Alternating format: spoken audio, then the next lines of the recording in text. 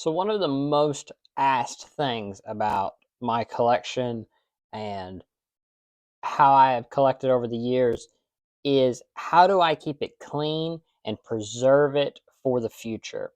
And I have written down as much as I can think about to tell you exactly how to preserve it long past when we'll be gone. If your family wants to keep it, whatever. And while you're enjoying it, for it to be as clean and tidy as the day you bought it. So let's get on into it. And I have a lot to go over. So I'll try to make a list in the description to certain points so that you can go back and find a certain area if you want to go back to it. Uh, but if not, let's get started with the first thing, and that is dust. Dust will be your biggest foe. Dust is something that you will deal with even if your house is completely clean. But there is a way to prevent as much dust as you could have. And so this is the first part. I'm calling it dust prevention. And the first thing is the type of flooring you have and how clean you keep your floor. Now, obviously, it's different for everybody. Newer houses are easier to keep the floor clean. Not everybody can go out and change their flooring if it's not the best flooring, and I understand that. I am just telling you what you could do. Half of these things you can't do, and I understand that, but if you do decide to do it, this is what I would do. So, number one is that carpet is not going to be your friend. It is a bit easier to keep clean looking over a hard type of floor, whether that be laminate or hardwood or so on, but it does collect more dust. The dust you see on a hardwood type floor does not go away when you have carpet. Even though you can't see it, it's actually in the carpet particles. So it's still there, and it might not float around as much or get kicked around as much as a hardwood floor. Hardwood floors, you really have to, and laminate, all types of smooth surface flooring, you have to keep clean so that whenever you kick it around, it shows up more. It's just overall, it's a harder task to keep a smooth surface floor clean. But carpet also has different types of carpeting that have different benefits and cons as well. For example, a uh, low, small threaded carpet, like the one that is in my room, that is much easier to keep clean. They actually call this an indoor-outdoor carpet because it is meant for uh, flooring that you could put on like a sun porch or a high traffic area that will probably get dirty. It is an easy floor to keep clean. Now, a different type of flooring, those real thick floors that you see usually in older houses, those types of flooring is much worse with dust. The thicker the carpet, the more dust can get down into the carpet. And the thicker the carpet, the less a vacuum will do to suck up that dust. The dust particles will stay in the carpet no matter what. You would have to deep clean them. And we'll get into later, you don't want to do any kind of deep cleaning with using water near your collection. So try to avoid putting it in a room with thick carpet. If you want to put it in a room with a smooth surface like hardwood or uh, laminate, that is ideal. But if you would rather have a carpet floor like I do, I prefer carpeting. I think it takes away some of the sound echoing. Then this type of carpet that you see in my room is a good type of carpet to use for a collection to keep the dust down. The next thing, though, is just vacuuming. It carpeting will look clean and still need to be vacuumed. So what I recommend is if you want to, if you enjoy maybe cleaning, vacuum maybe once a week, especially if it's a high traffic area. Vacuum at least once a week. If it's not a very high traffic area, say it's a bedroom or a guest room that you just keep it in like I do, then maybe only once every 2 weeks. But I still would recommend keeping that vacuuming up, because if not, it will build up, and then that will be a more of a cleaning that you'll have to do when you get to that point. Because, like I said, even if you don't see dust, dust is there. So keep it clean as much as possible. Now, obviously, once again, this is, you have to make the decision on how far you're going to go, but I'm giving you what I would do if I was protecting it like a museum. That's what I'm saying.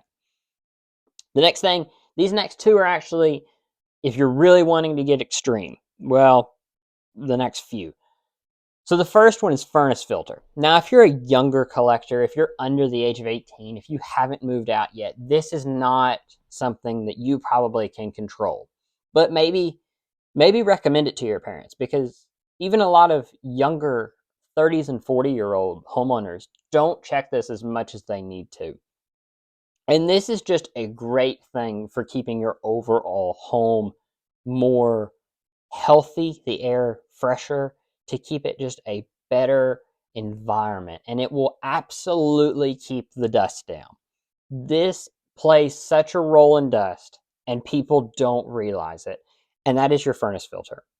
Your furnace filter collects the dust that runs through your heating and air system, and it will collect all of that dust particles and keep it from going back out through your vents. It's such a simple thing that we only need to change every about 3 to 6 months. If you are a household with under 3 occupants, every 6 months is fine. But if you are over 3 occupants in the house, or you have pets, I would recommend getting it changed every 3 months. It will really help your home to just be more dust efficient, to not have as much dust, and to just be energy efficient as well. The next thing is vent ducts. Now, I use these, and these are not as big of a problem in most houses, because it depends on where your heating and air system is done, but your vents need to be able to be blown out into the room, not onto your collection. Your collection, these anime figures do not care if they're cold or hot. Well, they do, but they do not care about getting heat. They don't care about getting air conditioning. That's what you care about. So don't have it blowing on them, blow it out. And also, if there is dust in the system, it won't blow directly on them. It will blow out into the room and settle into the carpet so that you can clean it up later. So these vent ducts, they make them for the floor and for the ceiling. What I would recommend is, don't put a vent over or a shelf over a vent if you can avoid it. Especially if it's a low shelf, if there's legs on it, that's different. That should be okay. But try to allow for at least a foot of clearance between your vent and your shelf. And if they're in the ceiling, what I recommend is if they're against the wall, get these vents so that you can push the air out into the room. You don't want them going straight onto your collection, like you see here with my Funko Pops being right beneath them, or with my guitar being right underneath this. You don't want hot air blowing onto your collection. And along with not putting shelves on the vents, what I would recommend, and this is something very simple, don't put a lot of your collection directly on the floor. Putting it directly on the floor is allowing, if you vacuum up against it, you're damaging it. You don't want to do that. You want to, and if you do put it on the floor, pick it up before you do a clean, because it's harder to clean under a piece of a collectible. Like with my Suzume chair, for example, I have to move that out of the way whenever I clean. So it's a hassle, and what will happen is say you are cleaning one day and you're kind of tired and you don't really want to clean as much as you should, so you don't move the chair out. Well, Now, instead of cleaning every 2 weeks, now you've waited a whole month before cleaning in this area. And I know that seems basic, and maybe it doesn't matter to a lot of you, but it will. It's just something that you can change to make your overall room cleaner, your collection cleaner. It will help. So next up, I have a few other things, and this is stuff that you probably can't control because number one, you don't want to get rid of your pets. I understand that. I have pets of my own. They don't come into my anime room, but I know some of you don't have that ability. Some of you have to have your animals coming into your room, whether it be cats or dogs or whatever. And what I recommend with that is just try to clean up as best as you can. If there's dog hair in the air, if there's cat hair in the air, clean that up. And I know it's like a hassle. Trust me, I know. But it will help.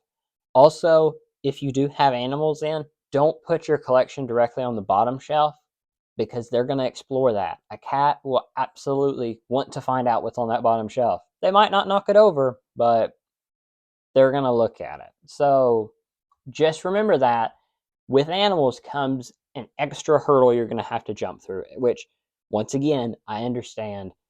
We love our animals. We do not want to try to make them feel like they're in a cage. But if you want your collection to be as clean as possible, or you want to preserve it for as long as possible, animals are something that will go against that. And you're going to have to understand that. As well as high trafficked areas. And what I mean by this is a high traffic area is, say, where your front door is, a hallway. If you have a room that is in the back of the house, this is a low traffic area. Not very many people walk here. A living room is a high traffic area. You're going to spend a lot of time there. And there's going to be a lot of people that will walk through there. So what that does is every time they step on the floor on that carpet, they're making the dust go back up into the air. And that will make more dust go into the air. If they walk through it with their shoes, then that is putting dust, more dirt into the carpet, and that dust will get more in the air and it will just lay on your anime figures. There's just no way around that. So you got to take that into consideration. Maybe don't put your anime collection in a front room. Maybe put it in a bedroom. Maybe put it in your bedroom. Or if your basement is moisture free, which I'll get into moisture, put it in the basement. That's a great place for it if you can. How to clean them. Okay, so we've gone through dust prevention, and now the dust is there. You did all those steps, there's still dust there. You'll get it. 100%, there will be dust on your figures. You just have to accept that. But how do we get rid of that? How do we, clean them once they get there? Well, here's a few ways. And the first thing is you will, especially with the older crowd, you will hear them say, here is some dusting spray. They have tons of this. This is something you can find at the store. Don't spray this on your figures. Don't spray it on anything that is not a shelf. And if you do spray it on a shelf, and it say you put your manga there, you took your manga off the shelf and you're going to put it back. Let that shelf dry completely before putting it on there. There's chemicals in these sprays that help clean. They're great for that. But they usually have smells in them. These smells are nice. They smell great. But they also can damage the figures. Very slightly, but over time, they will damage it. So how do we clean the figures themselves then? Well, what I'm going to do is I'm going to put these into 3 tiers. The first tier is if you have very little dust on them. like these. These have very little dust on them right now, but they might have a little bit. And in that case, what the best thing to do is to use a can of compressed air. Compressed air is just a very simple way to do it, and it knocks the dust off these figures, hopefully onto the carpet. Now, obviously, it will fly up in the air, so some of it will come back and lay down on your figures again. But for the most part, it's not sitting on them figures for an extended amount of time, because that's the issue. If you let dust sit on a figure for a long amount of time, it will cake itself onto there. You'll have one layer of dust, you'll have another layer of dust. And I've bought used anime figures before, and I've noticed this bad about figures that you can tell they've sat out for a while because you'll have a few layers of dust sit on them. And after a while, especially if there's moisture in the air, this will make the anime figure kind of sticky almost because of that vinyl plasticky texture that the figure has. That will absorb the moisture and the dust, making this very sticky residue. And you do not want this, because once your figure gets to that point, unless you do a deep clean, which we'll get into, your figure is not in good shape at that point. And if your figure is to the point to where there is a little bit of that on there, it's like medium. It's not stuck, but it's not coming off with just compressed air. What I recommend then is find you a soft brush. Makeup brushes are great for this. You can also get there's some little woodworking brushes or paint brushes. These are great, but make sure they're soft. Don't get anything real rough or stiff. That's why I say makeup brushes are great, because they're soft to the skin.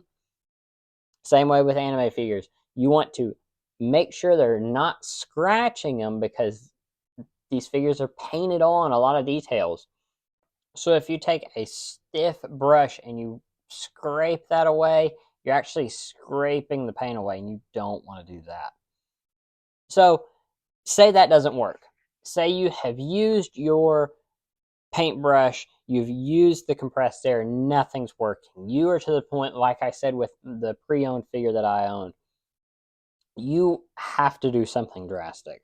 Well, it's actually a very simple thing, and that is you get some lukewarm. Don't get hot, but you don't want it to be cold either. You want it to be about lukewarm. And get a nice bowl. Don't put it in a sink, because you don't want the accessories to go down the drain. Put it in a bigger bowl. Get some little bit of soapy water, not suds. You don't want a ton of soap in there. Just get it a little bit soapy, mostly water, and just gently wash away at this figure. It's very simple to do. Just be gentle, take your time, and after a little bit, they will dry themselves. You don't want to use a hair dryer. You don't want to use any type of heat to dry them. Just let them air dry. Air drying works perfectly. They will, if there's any water left afterward, take a small Kleenex or a tissue and wipe it away. But do not try to take a towel and mash on it to clean it. Just put a towel down, put your figure on top of it, and let it drip dry. It'll do great. And then your figure will be as good as new. So, dust is not the only thing that you have to worry about when cleaning. And I say this in the best way possible. It does not matter if your house is brand new or your house is 50 years old. There are bugs in houses. You cannot avoid that. It does not matter how clean you keep your house, you will have bugs. So this next part where I talk about bugs, I'm not meaning that in a derogatory type thing. If your house is dirty, you will have more bugs, and that's not something you can talk against. But just because I'm going to talk about bugs doesn't mean that I say your house is nasty because you have bugs. Absolutely not. There are bugs in my house. I have a lot of ladybugs that come in here, and I don't know how to get rid of them, but they just exist. So what I say by that is you're going to have to deal with bugs. And how do you deal with that? Because bugs will set up a nest in dark places or in very corners of bookshelves, and you don't want them there because they're going to make spots. They're going to lay waste.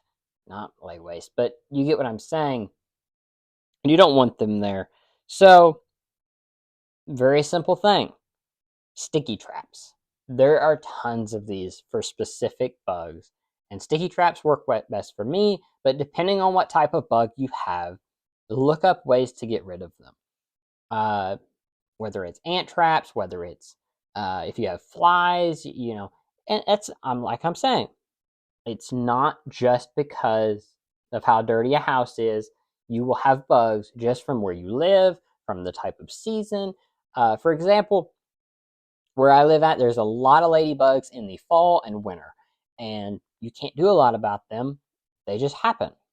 But sticky traps work really well. And one thing that I have learned that works great, and this is a little bit morbid. If you don't want to kill ladybugs, well, maybe click ahead a little bit. But what I do is there are little pull strings for my fan, and I found this sticky little pillar type thing, and I can use this and hook it onto my fan, the pull string, and I will turn off every light in the room except for that light, and the bugs will be attracted to that sticky trap because it is bright green. There is a bright light there, and that's the only light in the room. They will fly to it, get stuck, and then they will die. So there they go. Another thing, and I'm very strict on this. Don't leave food and drink out. And if you spill anything, clean it up. It is very easy to leave an open drink overnight. Don't do this because that sweet drink. If it's say it's a soda or a sports drink or a juice, that sweet drink, it's gonna dry out the liquid and it's gonna leave that stickiness behind, and the bugs are gonna want that. It's like a nectar to them. They want that, and if you leave that there, they're gonna go after it. Same with food. Obviously, food is something bugs want. So keeping food and drink out of your anime room, especially when you're not in there. Now, if you want to bring a drink in while you're in there, that's fine. But crumbs, any kind of spilling that you do, make sure you clean it up because that is a big thing. And my biggest thing is if you're reading a book, maybe don't eat at the same time. Maybe eat a snack, then read your book. That's just me, but I recommend that. The next thing is just clean often.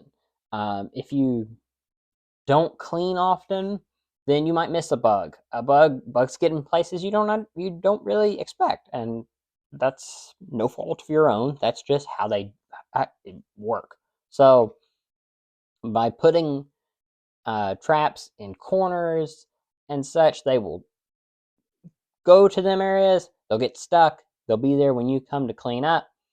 But if you can clean those areas quite often, then you don't have to worry about that.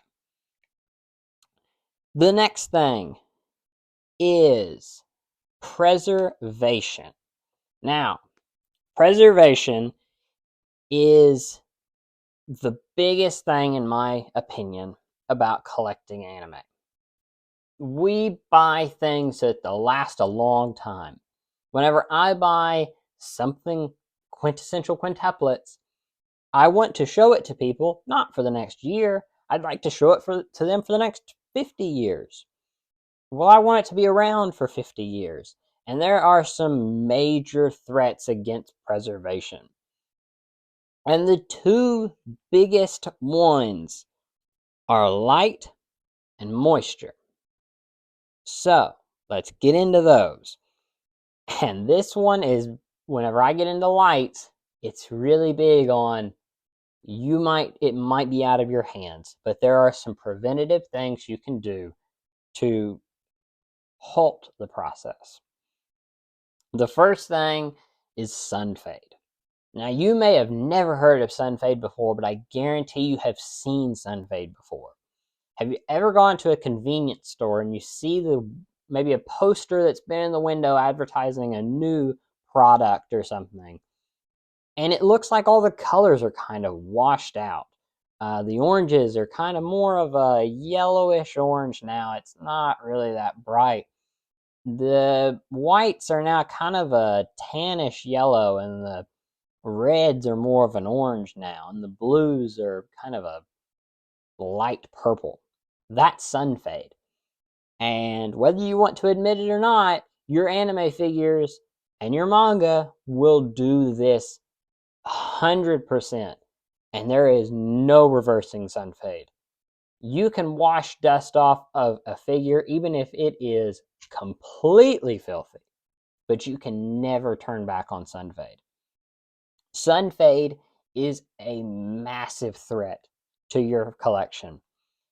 And what causes sunfade?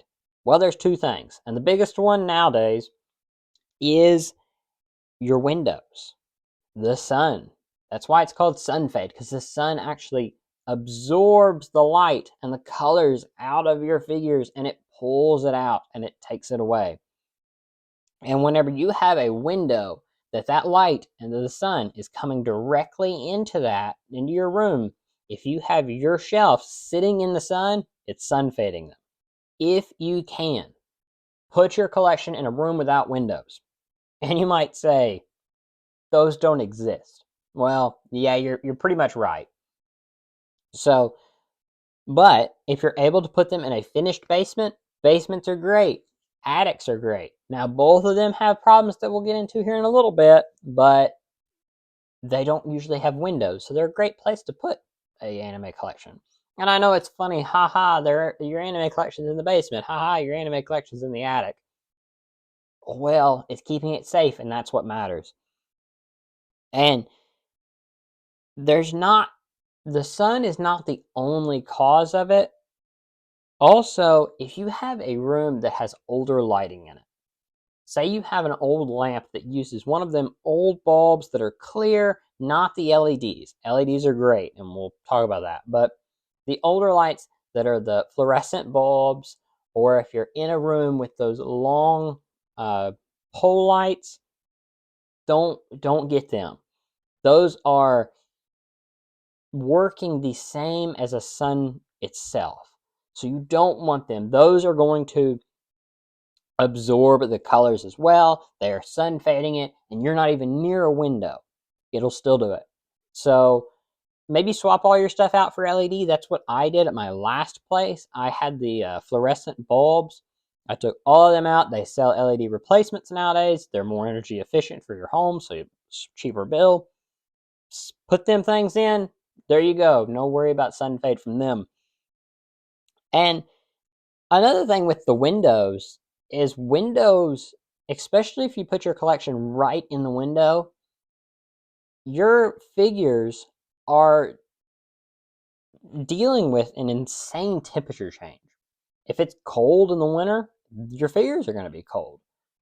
If it's hot, your figures are going to be hot. You might say, well, they don't care. Well, no, they don't. They're not real, but the plastic cares.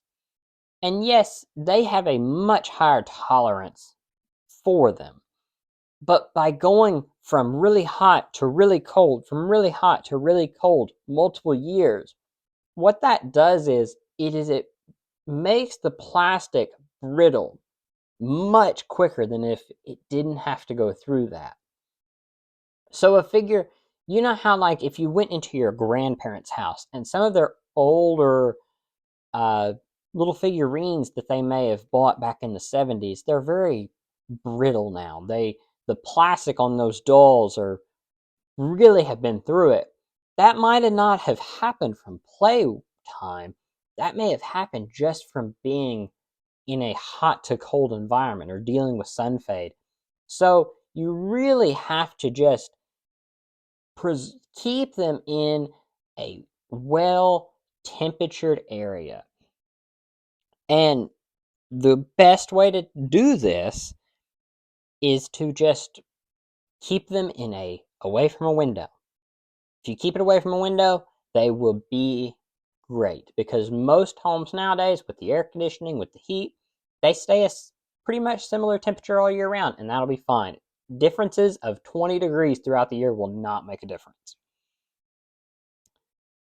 The next thing is, and this kind of goes on with the sun fade thing, really thin paper.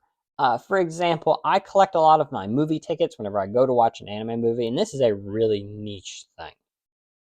But if you go to see an anime film, if you do keep tickets or something thin like this, then you are going to have to really protect these things, because this thin paper that is just printed on very shoddily is not going to last at all. And you might say, well, it's not in a window. It doesn't matter. These things will fade just from being exposed to the air. So what I recommend with this is, what I do whenever I get the Blu-ray of that film or whatever I went to go see, I put the ticket in that Blu-ray case. That way, the Blu-ray case is actually keeping it safe, keeping the air off of it, keeping the lights off of it, and it preserves it for a much longer time. Now, stuff like this won't survive for another 100 years, but it will save it for a lot longer.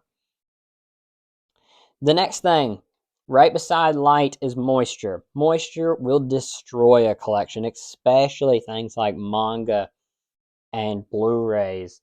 And if you have wooden stuff in your house, they will destroy it. So the first thing I'm going to talk about is a really extreme. And then I'll get into the more very niche things of it. But don't store your anime stuff in a wet environment. Just don't, because if you store it in a wet environment, and what I mean by that is some basements that aren't finished. And whatever I mean by that is, if you have to have a water pump in your basement, and this is nothing to be ashamed of, once again, most houses have to deal with this. They don't have a finished basement.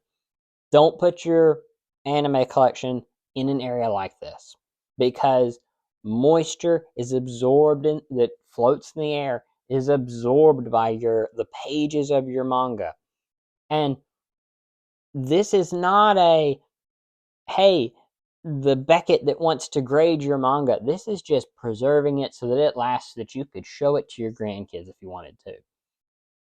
And it's as simple as not putting it in a wet environment. And the best way to test your environment to see how much moisture in it is this. This is a hygrometer. This is a hygrometer. What this does is, it's very simple. It tells what your humidity in your room is, tells your temperature, tells your low and your high. So as you can see, in this room, there is a 7-degree change and 20% of humidity change. And what you want to shoot for is, you want to shoot between 30% humidity to 50% humidity. Any more than that or any less than that, now if it's like 28 like mine is right now, that's not a big deal. That's fine. It's going to be lower in the winter because it's a drier air. There's not as much moisture in the air. In the summer, it's going to be a lot higher. It's going to be towards 50, maybe even closer to like 55. And there's not a lot you can do about that. But if it's insane amounts, if it's, say you're in the 80% range, and if you're in a more tropical area, if you're in California or Florida, this is something you might have to deal with more. So getting things like a dehumidifier might be something you need to look into. Now, I've never seen one that's so low that you would need like a humidifier, and I actually wouldn't recommend that because I don't think it would help. But maybe there is something you could do at that point, but I've never dealt with something to where you would need something that extreme. But try to keep it in that 30 to 50% range. These things only cost like $5 on Amazon, and I just put it in the corner of my room, and it keeps an eye on everything. So, and it's an easy way to tell the temperature if you don't have a temperature gauge in your room. So the next thing on preservation is we're going to talk about posters. Now, posters are kind of a interesting thing because a lot of anime posters, you can buy them at Walmart, you can buy them everywhere, and you might think they're not worth anything, so I don't really care about them. And this is where you're going to have to make a personal decision. Because to me, if I buy a poster, even if it is a cheaper poster, I want it to be able to be taken away from where it's at and moved somewhere else if I wanted to. So I say this to say, don't tape your posters, especially on the front. Do not take tape and tape it over the artwork and then onto your wall.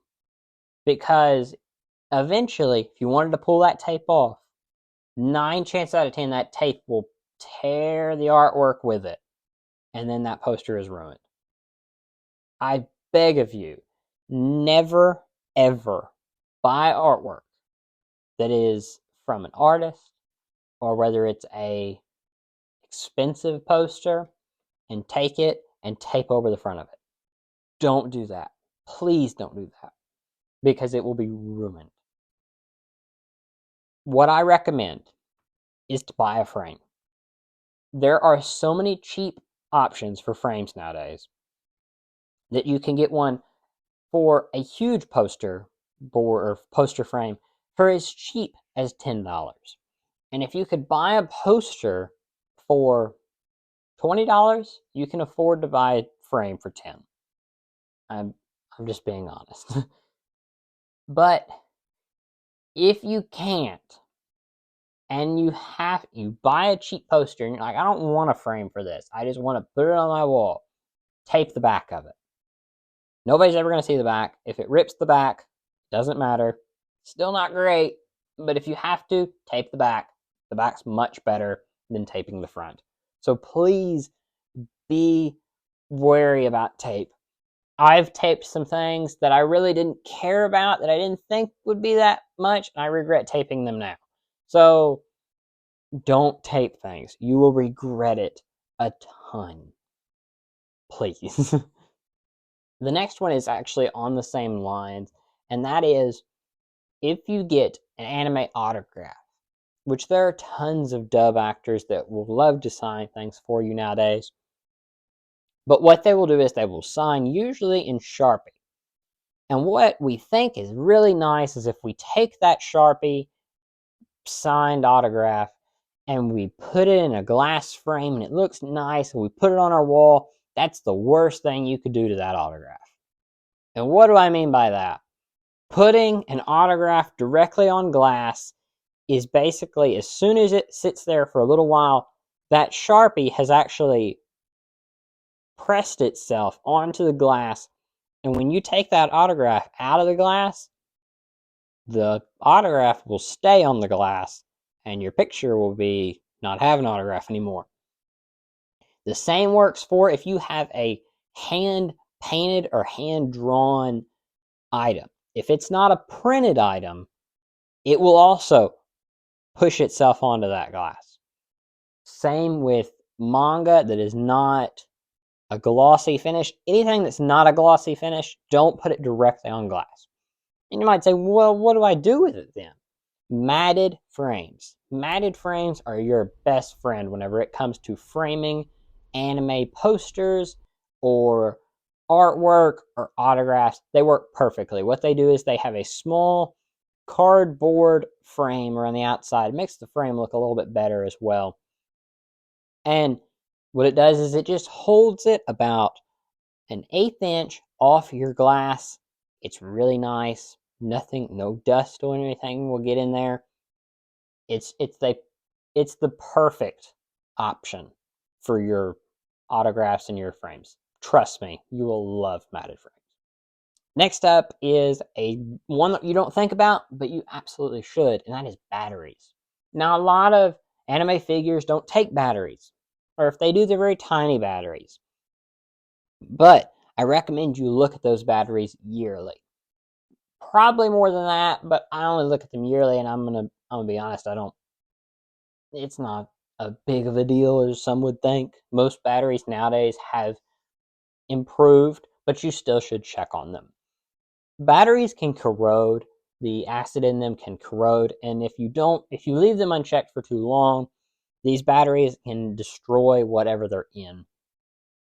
And a lot of things like these light sticks that I have, if I don't keep those batteries from getting the acidic stuff on them, they will ruin these light sticks, and these are hard to replace. They're very expensive and they're hard to find.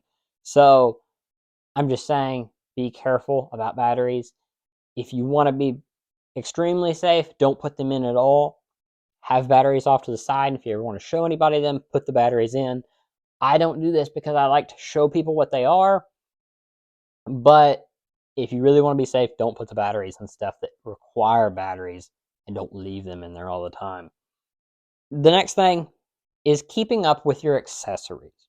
This is especially big whenever it comes to things like Nendroids or pop-up parades. Sometimes we'll have alternate faces or something like that, and you want to be able to save those. Yeah, you're not going to display them with it right now, but you might decide, well, I want to change the way it looks, or I want to use this other face, or maybe you decide you want to sell it. And trust me, you're going to wish you had those accessories because they're going to make the figure worth more if you have it complete, and you will just, maybe you want to change it every so often. So the best way to do this is to keep it in the box if you can, and that will lead us on to our next point: boxes. Boxes are an anime figure collector's biggest chore that nobody ever talks about. Boxes are massive and will take up more room than your entire anime collection. So what do you do with them? Well, you can throw them away, and plenty of people do, and I understand. Most people do not have room for boxes. And you might say, well, you can take the plastic insert out of them and keep the picture itself or the box itself by folding it down. Yeah, you could, but what's the point? In my opinion, if you don't have the plastic insert, then your accessories just have to be tossed in the box, which is not good for them. And if you flatten them, you can't toss the accessories in there, so you have to put your accessories somewhere else. And if you tried to resell it, you're going to want that plastic insert because nobody wants a box without the plastic insert. So, to me, with anime figures, just keep the plastic insert in, and if you can't, maybe it's best that you throw it away. And I hate to say that because I keep all my boxes, or 95% of my boxes, but if you don't have the space, don't feel obligated to keep the box. It's just how it is. But if you do have the space to keep the boxes, store them in a dry area. Same thing as manga. They'll absorb the water, and then once they absorb the water, they're done. You throw them away at that point. Well, maybe you don't have the ability to store them in a dry area, but you'd still like to keep them, or try to keep them at least. Well, buy some totes.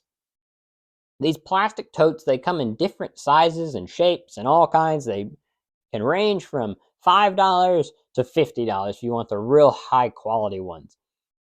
And put your stuff in there, stick them in the basement. Even if it's not finished, that's fine. What I do is, my attic is not finished, but it's a pretty well environment area. Throw them up there. Nobody's ever going to see them, and they're not in the way, and they're easy to be able to be put up here. So that's the best place for me. And the last thing, whenever it comes to boxes and packaging stuff, is you might decide what you should unbox and what you shouldn't. For me, my CDs are something that I don't unpackage. And the reasoning for that is the tiny paper thing that is on the corner of the CDs will fall off. And this can be really easily lost. I don't have a way to listen to these CDs in person. Now, I could easily buy one, or I could put it on my computer if I wanted to, but I don't need to do that because I can just listen to it on YouTube or Spotify or whatever your listening is. So I keep them packaged. And don't let anyone tell you what you can and can't keep in the box. Some people love to keep their Funko Pops in the box, and that's fine. I like to unpackage mine because I want to see them. Some people will keep their manga wrapped up, and that's fine if you really wanted to. If you want to read it online, just have a physical copy sitting around, that's great. It preserves them better if you really wanted to. But also, don't be afraid to unbox something. Don't let anybody tell you, you should keep that in the box, it might be worth something. No, untake it. Take it out of the box. If you bought it, Funko Pops, but they might lose their value if I take them out of the box. But hey, I like them out of the box. I think they look nice. Nendroids, I might be messing them up by displaying them in the air or something, but I think they look nice. So, yeah, I'm gonna display them like this. And that's the thing. You can do all of this, which I don't do all of this, but you can, and you can keep your collection immaculate. But don't stress yourself over all these. If you're a casual anime fan, get what you like, put it where you want, and if it gets a lot of dust on it, if it gets sun faded, that's fine. You enjoyed your time with it, and that's fine. That's perfectly fine. But if you want to keep these so that your grandkids can see them the same way you did, no sun fade, no dust, no moisture in it, then try some of these, and they might help. And with that, I hope these helped. I hope that maybe you learned something that might help you keep your collection in the best shape it can be. If you have any questions, let me know down below or hit me up on Twitter. I will try to answer any questions you might have. And if I think of anything else, I might make a second video to this because there are a few extra ideas that I thought was a little bit extreme that I might get into in a part 2. But for now, that's all. Thank you so much for watching. I will see you guys next time.